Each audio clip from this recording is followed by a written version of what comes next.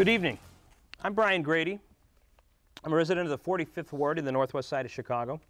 As we know, Aldermanic elections are coming up on February 22nd. This is going to be an important election for the 45th Ward because home values, economic development, there's a lot of hot issues. And personally, I can tell you that I've researched, I've been on all the candidates' websites. I've met a great majority of them.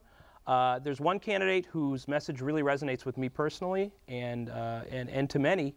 And we're really excited to have him here. He's sitting next to me, Don Blair. Don, welcome. Thanks for having me. Good to see you. Nope, my pleasure. Don, why don't you tell the people your background? You've got an interesting background. Well, yeah, I grew up in a union household. Okay. My dad was a truck driver. He was a Teamster. And he taught me the value of hard work, and I ended up paying my way through school because we couldn't afford it. And I owned a little business that sold hot dogs out of carts at Home Depots, of all things. Oh, really? Yeah, Okay. It kept me running back and forth from East Lansing to, getting this done and managing the business. We had like 5 or 6 of them, and it just kept us busy. Yeah. And, I ended up graduating with high honors in economics from Michigan State, and I went right to the University of Chicago for my MBA. Okay, great. So it was, it's a good background, but it was not easy to do. Yeah. It was not easy to do. That's a pretty good background for an aldermanic candidate. You don't usually see that much education. Well, I mean, from my experience, I think. It's the business experience that's important, yeah. I think. I've got about 22 years in business strategy. Specifically, I used to work in the automotive business when I lived in Michigan. Oh, actually, yeah. Detroit, of course, everybody Sure. works in that business, right? And when I got out of school, well, actually, while I was finishing my undergrad at Michigan State, I got recruited by Deloitte. Okay. And I worked as a business strategist for Deloitte, and then as a principal consultant in corporate and operations strategy and business strategy for PricewaterhouseCoopers. And I've done a lot of economic development work over the years. I mean, being an economist, I mean, that's what you gravitate to, and that's the kind of skill that I think is going to make a difference. Absolutely, and that is one of the key things that when I was researching, I mean, just that experience, because we have a big need to get new businesses into our ward. I mean, it's been backward for many years. Well, we do. I mean, we have the highest vacancy rate of virtually any ward in the city. It's 40%. By my estimate, by my own estimates, from talking to commercial realtors, talking to bankers, it's 40%. Yeah. I mean, it's ridiculous. It's got to change. What's so important about that is they're so tied to your home values. It's inextricably tied to home values, because if you don't have the commercial districts that can support the neighborhoods, then your home values are at risk. And you have to take care of that. Yeah. And for 25 years, we've had this decline in good times and in bad. I mean, I would hear things about, well, it's the bad economy. Well, the economy is bad everywhere, but it wasn't always bad. We had 10 years of Bill Clinton. We had fantastic growth. We had growth in the first quarter under Bush, and we still had empty businesses. When you drive up and down Milwaukee Avenue, there's so many vacancies. Gladstone Chevrolet is empty. The Gladstone Bakery is empty. Look at Six Corners. I mean, it looks, with the exception of the Klee building, it is really challenged. It looks burned out. It looks like Berlin after the war. Yeah. And we have to do something about that. There's so much potential there. Absolutely. And you've done a lot of work prior to announcing you're running for alderman. You've done some work in the neighborhood. Well, I have. I moved to the neighborhood, and immediately, starting talking to my relatives or talking to my neighbors, we'd sit out and we'd have a cocktail on the sidewalk and start talking and stuff, and getting to know each other. And it's just a great neighborhood to live in. I live in Portage Park, and it's just a great neighborhood. Yeah. And I'm talking to my neighbors, and they're telling me there's no businesses. There's no restaurants to go to. I mean, there's a couple here and there, but you can't eat the same place every night, right?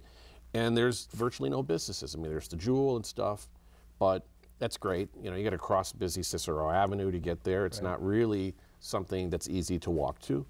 And the thing that concerns me a lot are older people who no longer drive. They're almost housebound. There's nowhere for them to go. Yeah. There's nowhere for them to go to dinner with their families. There's nowhere for them to shop. And we've got to change that. So I started working with the Six Corners Association about 2 years ago. And after a few months, they appointed me as the chair of the Economic Development Committee.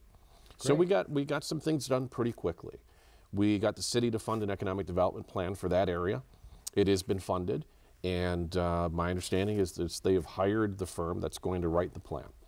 I put together a steering committee to implement the plan's recommendations once they're delivered. we put together a strategic plan. We hired a firm called the Lakota Group for the Six Corners Association for the SSA, and they did a strategic plan for the Six Corners Association. That was important to give them some infrastructure and some recommendations. And one of the recommendations they made that I had also made to them was that we take all the blighted signage down on Milwaukee Avenue. If you've been down Milwaukee Avenue lately, you'll see it looks completely different. I mean, there's still some dilapidated buildings down there. There's a lot of vacancies, that's true, but that blighted signage is gone. You know, I would talk to bankers and I would talk to realtors, and they told me that they could not rent the spaces. I mean, for gosh sakes, my campaign headquarters down there, since I had had since June of this year, I had to move out in October. It got foreclosed on. Oh man. You know, so talk about being kind of close to this. Yeah, really. It really is. Too close. Yeah. Well, so now it's one thing to do that kind of work, but it's another to take on the mantle of alderman. What made you decide to run? Well, you know, I looked at the current situation. I mean, one of the other things I think it's important to touch on is the program we put together with a major retail bank, with Fifth Third Bank, and the city of Chicago. You've got the Small Business Improvement Fund, which is a terrific program. It takes TIF money and it siphons it off into this fund that could be used to improve your infrastructure and improve the facade of your business, right? Well, it's a great program, but it's a reimbursement program. Yeah.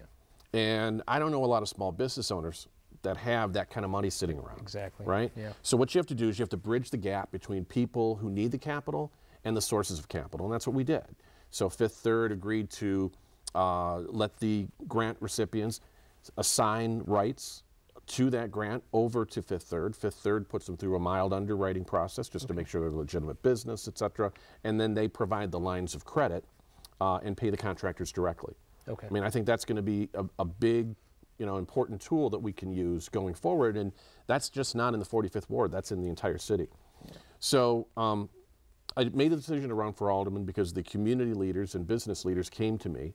They saw what we did at Six Corners together and asked me to run. And, you know, I said, I'm not quite sure if I want to do that. Let me see if we can work within the current administration. And I came to the conclusion that we could not. I mean, the alderman has too much authority. If you look at this job the way I look at it, the alderman's like the mayor of the ward. They're responsible for the economic vitality of the neighborhoods and the quality of life of the people who live there.